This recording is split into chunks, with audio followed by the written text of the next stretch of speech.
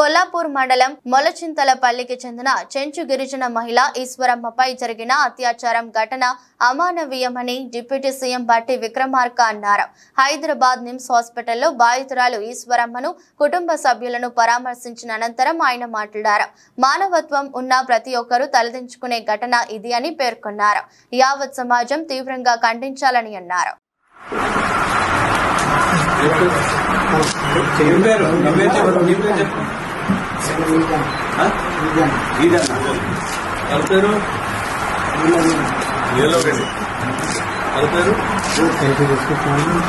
ఎట్లా ఉంది పర్లేదా తగ్గిందా వాయి వచ్చింది కదా వాయి తగ్గిందా ఎన్నిసార్లు వచ్చింది వాయి